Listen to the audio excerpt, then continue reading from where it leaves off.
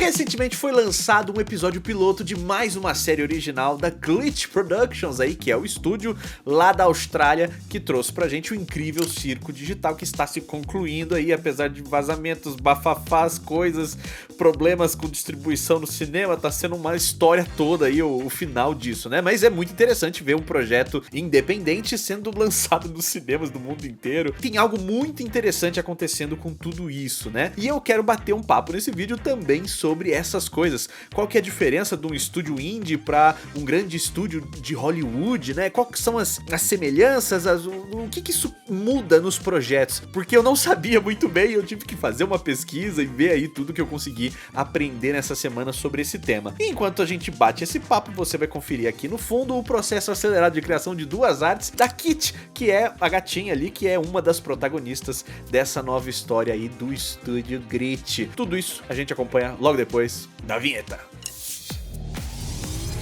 Rush, rush.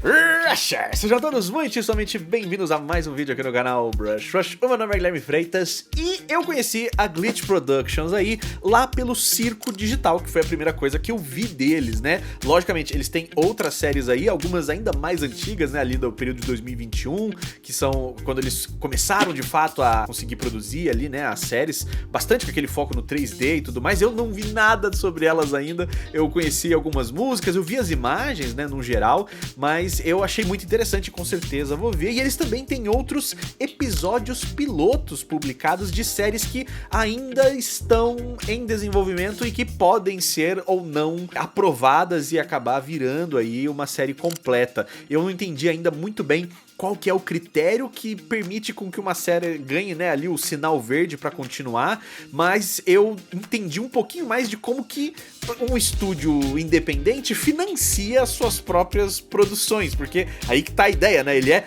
independentemente financiado, ele não tá pegando todo esse dinheiro emprestado com engravatados de Hollywood, como seria com as grandes empresas ali, como DreamWorks, Disney e coisas do gênero, né? Então os estúdios indies não contam ali com aquele apoio financeiro de início enorme que corporações de mídia gigantescas conseguem oferecer, né?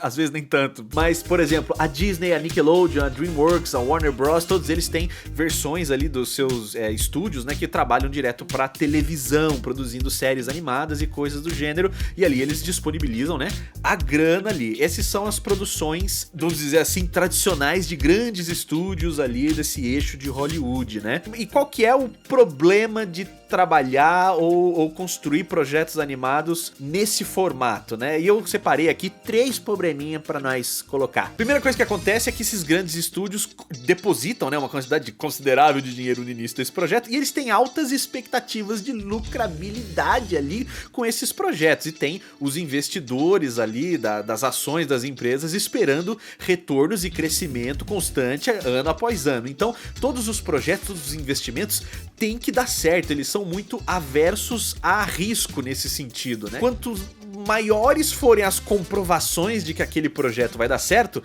maior é a chance dele ser aprovado e dele seguir adiante. Isso em qualquer contexto, né? Mas quanto maior é o dinheiro, menor é a sensibilidade com relação ao risco ali. Então, quais são as histórias que vão ser aprovadas? Aquelas que já têm grandes propriedades intelectuais atreladas, né? Por isso que é mais fácil fazer um reboot do que construir um bagulho do zero, e é por isso que muitas vezes acaba se voltando para aquelas formulinhas comprovadas de roteiro. Então tudo fica mais ou menos com a mesma cara, e a sensação que muita gente acaba tendo é que os projetos de grandes estúdios estão ficando cada vez mais homogêneos, cada vez menos arriscados criativamente, cada vez mais sem graça. Os criadores, né, roteiristas, designers, animadores, desenhistas, que tenham ideias muito criativas, fora da caixinha, né, eles vão ser rejeitados por esse processo todo, porque não vai ter como essas ideias passarem nos processos de aprovação, né? Porque vai ter interferência dos engravatados, os engravatados, que estão ali, né, participando das decisões criativas também, em algum sentido, eles vão fazer exigências pensando nas respostas quase de algoritmos, assim, né? Pesquisas de mercado, ver que tipo de personagem é mais popular, que tipo de história funciona mais, né? E eles podem exigir mudança no roteiro, mudança no design de personagem, ou até mesmo com o clima inteiro de uma história, né? Dependendo ali de quais forem esses indicadores. É quase como se eles fizessem as decisões criativas a partir de gráficos e dados, comparando números e histórias antigas do passado, né? Pra validar ali aquelas decisões financeiras, porque no final é isso, não são decisões criativas, são decisões financeiras, de dinheiro, né? Pra ver qual que é, de fato, o conjunto de fatores que vai dar mais retorno. Então, a gente vai ter essa interferência aí. E, em último lugar, tem o problema dos cancelamentos, que projetos que foram desenvolvidos quase que por inteiro podem ser simplesmente engavetados, cancelados. Os artistas nunca vão poder publicar nada do que eles fizeram e ninguém que tava aguardando aquela série ou aquele filme vai assistir ela, porque vale mais a pena cortar os riscos naquele momento, se talvez ali o pessoal achar que não tá indo bem, ou isso aqui não vai ter o retorno que tá sendo esperado. Eles podem simplesmente cancelar tudo, com isso pagar menos impostos. Também tem essa parte de que, tipo, se você declarar que não teve lucro a partir daquele dispêndio lá, pelo que eu entendi desse rolê aí todo nos Estados Unidos, você consegue não pagar impostos sobre esse gasto, porque foi um prejuízo. Parece que ao invés de você perder, tipo, $1, você vai receber uma porcentagem de votos. Você vai perder só $79 ao invés de $1 inteiro. Então você suaviza um pouco esse prejuízo, além de que você deixa de investir numa outra parte desses processos que é às vezes mais cara ou tão cara quanto a produção, que é o marketing, né? O marketing a nível global, de distribuição e todas essas questões que tem aí do, tipo, depois que o produto, a animação está concluído, né? Tudo que acontece depois disso é muito caro também, e é nesse processo aí que eles falam, melhor a gente cortar o nosso risco aqui agora, o nosso prejuízo, e deixar desse jeito mesmo. Isso foi uma das coisas que aconteceu com alguns projetos que eu até trouxe aqui, ó, listei. 2, o Coyote vs Acme, que tá saindo agora, depois de muito rebuliço e pedidos aí do pessoal, e um outro projeto que também praticamente quase foi pro buraco, é aquele Dia da Castração do Gendy Tartakovsky lá, que faz Meninas Superpoderosas, Samurai Jack, ou Primal lá, né? E a Warner engavetou em agosto de 2024, pegou o projeto ali do Dia da Castração e falou, não vamos lançar esse negócio. Esse bagulho 2D, né, e profano, essa animação horrorosa aqui, né, cheia de piadinhas adultas com os cachorros lá. Eu, sinceramente, eu achei esse filme maravilhoso, eu me diverti muito, algumas vezes fiquei aterrorizado com o que eu tava vendo, né, mas a Sony conseguiu recuperar esses direitos aí e lançou pela Netflix em 2025, mas aquela distribuição cinematográfica que tava sendo esperada pela Warner não rolou e teve que ir lá pra Netflix mesmo. É que bom que isso aconteceu, porque muitos outros projetos acabam simplesmente sendo excluídos e deletados aí. Aquele projeto da Batgirl lá foi um exemplo desse que foi pro buraco e não voltou ainda, né? O Coyote parece que pelo menos vai conseguir ressurgir das cinzas aí. Nesse sentido da interferência do povo ali com dinheiro na mão, um projeto recente que eu acho que ficou muito na minha cabeça, que era esse de por que esse negócio tá tão ruim, sendo que tem uma potência criativa tão interessante dentro da Disney, né? Foi aquele filme do Wish, que era pra ser a grande comemoração de 100 anos das animações da Disney, e tudo parecia um pouco travado, o vilão era legal, mas nem era tanto, as músicas eram interessantes às vezes, mas nem isso, e quando saiu a arte conceitual e apareceram todas as ideias que foram rejeitadas durante o processo criativo, o pessoal falou, nossa, tinha muita coisa boa aqui, tinha a ideia do romance, né, da estrelinha lá ser um personagem de fato, não só um bichinho fofo, e tantas outras ideias que foram simplesmente apagadas ali daquele processo criativo, e muita gente ficou cogitando mesmo, né, pô, será que isso daqui é a influência do estúdio em si, tomando decisões que não é em prol do melhor projeto criativo, da visão de um artista ou da coisa do gênero, mas é só, tipo, quais são as coisas que precisam ter, a gente precisa de um bicho fofo, bota uma estrela, a gente precisa de um bicho fofo, bota aquele porco lá, sabe, e de ir meio que bater numa tabelinha de obrigações animações e tipo, a gente queria fazer uma coisa aquarelada, cheia de textura. Não, vamos fazer 3D, mas com um pouquinho de cara de 2D só, e assim, deixa a textura bem levinha. Sabe, todas essas covardice, essas coisas que aconteceram nesse projeto, dão essa impressão mesmo de que foi o estúdio se interferindo ali nas decisões criativas. Então, aí que surge a possibilidade, né, de as estruturas de financiamento independente para que pequenos criadores de conteúdo com suas ideias, seus storyboards, seus animadores consigam produzir sem depender desse ecossistema financeiro todo aí, para produzir projetos que sejam mais autorais, que sejam independentes em todos os sentidos, tanto financeiramente quanto no mundo das ideias, e consigam fazer coisas para um público mais nichado, que sejam um pouco mais esquisitas, que sejam animações que não sejam para todo mundo, tentando agradar o maior público possível, para ter o maior retorno possível, mas sim para falar com uma audiência específica e conseguir impactar aquela audiência de um jeito muito particular, muito interessante. E eu sinto que os estúdios indie estão conseguindo fazer isso, e o estúdio Glitch é um exemplo disso daí, né? O que não livra ele de suas polêmicas, pelo que eu tô conhecendo agora, essa fanbase maravilhosa que não briga todo dia no Twitter por tudo, né? Uma coisa que é interessante entender é que um estúdio indie, ele vai estar se financiando por conta própria, mas isso na verdade significa um monte de coisas bastante diferentes, né? A primeira dessas formas é talvez a mais clássica, que todo mundo aqui já esteja muito familiarizado, né? Que é o financiamento coletivo.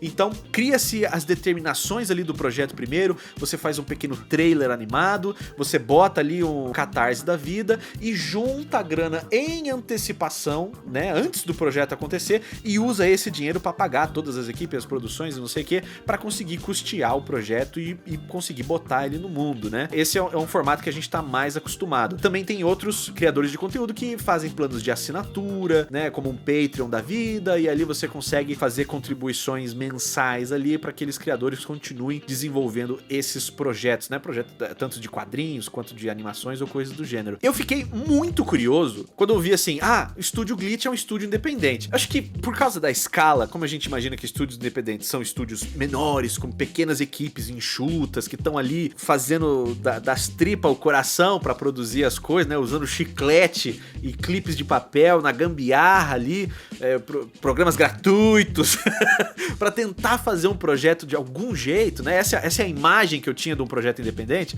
o tipo que nem jogos independentes. A minha ideia na minha cabeça era tipo 3 caras fedidos numa garagem nos Estados Unidos. Essa é a imagem que a gente constrói, né? Mas o Estúdio Glitch, por exemplo, no momento conta com mais de 100 funcionários por todo mundo aí, trabalhando remotamente, trabalhando localmente, né? Então, independente não significa pequeno e não significa pequeno orçamento também, porque se você vê qualquer coisa, né? Tipo, o Circo Digital, que tá tendo lançamento no cinema, apesar de todos os problemas. E esse desenho novo aí também, que saiu agora, do Gameoverso, que tem ali a Kit, que é o que a gente tá desenhando no vídeo de hoje, você consegue ver que tem, assim, investimento. E todos os episódios que saíram ali estão com dublagens de altíssima qualidade, inclusive em português, brasileiro ali, Guilherme Briggs participando, Fedubs participando, um monte de gente maravilhosa lá fazendo essas dublagens. Inclusive, hoje no dia que eu tô gravando, saiu o áudio em japonês do Gameoverso com os dubladores de anime normal, assim, sabe? Dubladores de personagens famosíssimos do Japão, fazendo ali uma animação independente. É muito doido pensar nisso tudo, que isso tudo tá acontecendo dessa maneira, sem o apoio de grandes estúdios de Hollywood. Então eu fiquei, como que essa empresa, lá na Austrália, como é que esses dois irmãos aí, como é que é o nome dele? O Kevin e o Luke, como é que Kevin e Luke, como é que dois caras da Austrália conseguem lançar projetos animados desse calibre, nesse nível de qualidade e com esse tanto de dublagens e diversos idiomas para vários países e lançar no cinema? Eu fiquei maluco, eu falei, eu preciso tentar descobrir como é que isso funciona. E pelo que a minha pesquisa indica aqui, gente, os primeiros projetos ali que começaram, né, com o estúdio Glitch, que foram ali o Meta Runners e também o Sunset Paradise, tiveram um apoio direto ali daqueles sistemas de impostos, né, de abate de impostos pelo governo, que é o equivalente da Lei Rouanet aqui, só que a versão australiana disso daí, que chama Screen Australia, exatamente. Esse é o nome do projeto e é aquele mesmo esquema. Abate o imposto dali e taca em projetos de cultura e animação, que é um exemplo aqui. Então eles conseguem dar esse start aí. Eles também têm, desde 2024, o tal do Glitch In, que é um serviço de assinatura que custa $9 por mês para você aí fazer parte de uma comunidade que vai ter acesso a bastidores. É um clube de membros que nem a gente tem aqui no YouTube. E eu falei, ok, em algum momento eles tiveram um apoio ali governamental, em outro momento, agora que eles já têm essa assinatura, mas ainda eu ficava, não, mas a gente tá vendo valores de milhões aqui, pelo menos, né? Tem alguns milhões nesses projetos aqui animados. O que tá acontecendo, né? Tá faltando alguma coisa. Eu acabei perguntando no Twitter como é que eles faziam isso e a resposta da maioria de todo mundo lá foi assim, Gui, eles vendem merchandising, eles vendem bonecos, camisetas, bottoms, pôsteres, coisas do gênero, feitas ali com base nos personagens originais dos projetos do estúdio. Depois eu encontrei o tweet deles falando que 80% do financiamento das séries que eles produzem vem da venda de merchandising, vem desses produtos que eles criam. E eu falei, pra mim isso é impressionante. Eu tava até um pouco maluco nos comentários ali do Twitter, porque eu tava assim, pra mim, você sustentar produção de animação vendendo boneco antes da animação mesmo estar pronta e ser um grande sucesso, a lógica oposta faz sentido. Foi a que foi utilizada, né, por décadas e décadas para fazer ali, desde o He-Man até Tartarugas Ninja. Você faz o desenho fica famoso, todo mundo gosta do desenho, e aí você vende o boneco e finalmente você reganha ali os custos do seu projeto de animação. Só que aqui o estúdio Glitch parece que faz o inverso. Eles lançam os episódios piloto, eles fazem todo mundo virar fã daquele projeto de animação, então eles abarcam esse prejuízo em algum momento, e logo no episódio piloto saindo, no final do episódio já tem a promoção dos brinquedos, do bagulho que você acabou de assistir, e você só viu um episódio, você tá doido pra que tenha mais, e aí você compra a ideia, literalmente você apoia o projeto comprando brinquedo, comprando boneco, comprando bicho de pelúcia. E todos os produtos são muito bem feitos. Então, dentro desse ecossistema deles, eles viram que isso era tão importante que eles abriram uma empresa que chama Final Project, que é a empresa especializada deles para fazer o design, a produção e a distribuição de merchandising das coisas da marca deles ali. Só faz isso, só faz as coisas de dentro da Glitch. É um projeto criado inteiro em você cria o fã antes da série tá pronta, você custeia a série com a venda de coisas de uma série que ainda não existe, ou com a venda das séries anteriores que já são sucesso, né? Eu imagino que só a venda de bonequinho ali do Circo Digital seja suficiente pra custear outras séries que estão ali, mas o potencial dessas novas franquias deles, de conseguirem converter vendas em boneco e esses outros produtos, parece que é a lógica principal de financiamento que eles utilizam, assim. Isso pra mim é uma loucura, porque eles não estão só, tipo, pedindo dinheiro, eles estão fazendo um produto bom, bonito, bem feito e com dinheiro desse projeto que eles usam pra financiar, fazer o desenho. Isso pra mim parece tão excelente que eu não consigo acreditar. Peraí, eu tô comprando um boneco e isso vira desenho animado? Isso é fantástico, sabe? O que vale também, o que fica na minha cabeça é isso de, nossa, de que maneira será que a gente poderia implementar sistemas parecidos de financiamento aqui no Brasil com projetos brasileiros? E em que medida isso seria possível, impossível, viável, inviável? Quais são as limitações? Eu não entendo nada disso, é a minha primeira vez dando esse mergulho mais profundo nisso daqui. Eu sinto que o Estúdio Glitch, acho que tá no radar de todo mundo, porque eles estão fazendo coisas muito interessantes, conseguindo números muito expressivos, né? Deixa eu ver aqui quantos número que teve ali eu sei que o episódio agora desse piloto já bateu 10 milhões de visualizações em mais ou menos 3 dias, que é bastante, fez mais rápido esses 10 milhões do que o Circo Digital, que precisou de 4 dias pra bater essa meta de 10 milhões. O episódio piloto do Circo Digital, do incrível Circo Digital, está com 430 milhões de acessos e foi publicado ali em 2023, outubro de 2023. Então, assim, é uma loucura o que tá acontecendo, assim, dentro desse projeto, dentro desse estúdio, e é muito interessante ver essa cena e perceber o que tá rolando aqui, né? Eu tinha ouvido falar também de uma outra produtora de animações que era bastante independente, que é a Titmouse. Eu tava vendo ali que eles são ainda maiores em proporção do que o Estúdio Glitch, né? Eles têm 700 funcionários e eles têm 4 estúdios presenciais ali, pelo que eu entendi, em Los Angeles, Nova York, Vancouver e em Paris, né? Então eles estão com uma expansão enorme, assim, e é isso que eu falei, né? Independente não significa pequeno, significa só não tá atrelado a esses grandes conglomerados aí de Hollywood, né? Aqui eu também dei uma fuçadinha num site que chama Zoom Info. Eu não sei exatamente qual que é o nível de confiança que dá pra ter nesses dados, mas eles têm ali uma estimativa do faturamento dos estúdios de animação. Então eles falam lá, ó, Pixar Animation Studios, 230 milhões por ano. Ok. DreamWorks, 900 milhões por ano. Walt Disney Animation Television, 500 milhões. Estúdio Laika, 100 milhões.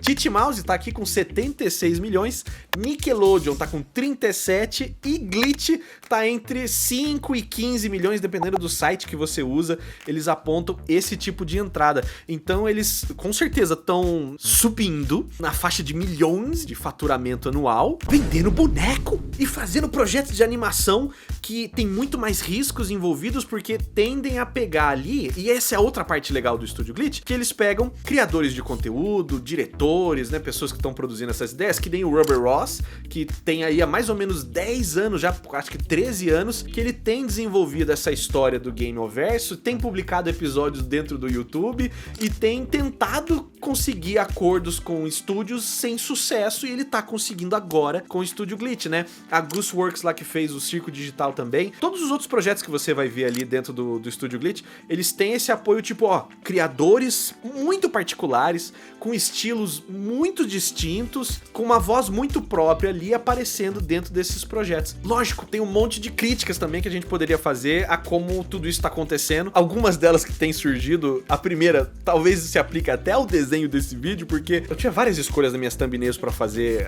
o que eu ia fazer com essa personagem, e eu falei, se eu fizer ela de costa, tem a chance uma certa parte da anatomia ficar um pouco mais em evidência.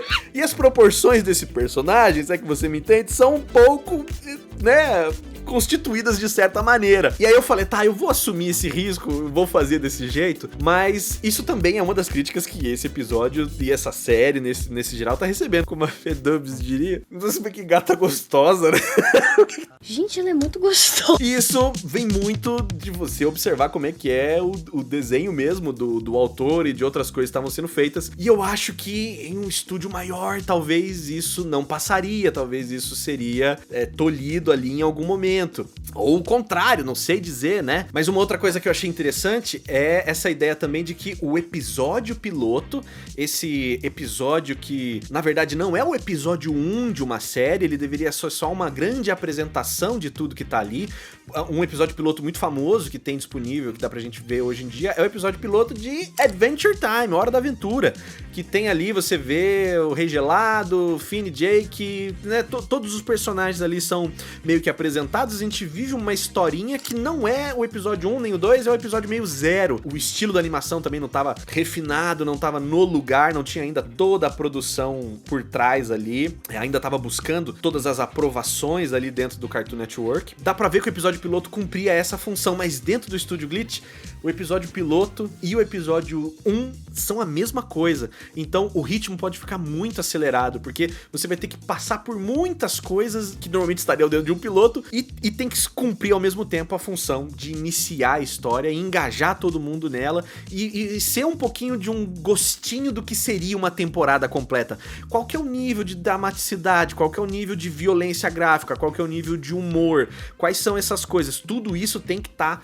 muito claro no episódio piloto, que é o que vai vender ou não essa série. Então, isso também tá acontecendo aqui. Outra preocupação que eu tinha era essa de que, será que dentro desse processo de financiamento, onde a venda de merchandising merchandising é muito forte, será que não tem alguns tipos de design que vão ser os mais eficientes em vender boneco? E será que isso pode gerar uma homogeneização? Pode gerar a rejeição de certos tipos de projetos ou de designs? Provavelmente, né? Como é que isso vai se incorporar dentro desse processo? Eu também não sei dizer. No geral, eu não sei várias coisas e acho que tem muita coisa pra gente discutir aqui. Eu só tô falando tudo isso, né? Porque, assim, eu já tinha uma noção de todas essas coisas, mas foi hoje que eu parei pra pesquisar em mais detalhes, encontrar exemplos e trazer todo esse conteúdo aqui pra você. Eu acho que deve ter valido a pena aí. Se você curtiu esse papo, deixa um joinha e vamos ver como é que ficaram os nossos 2 desenhos de hoje.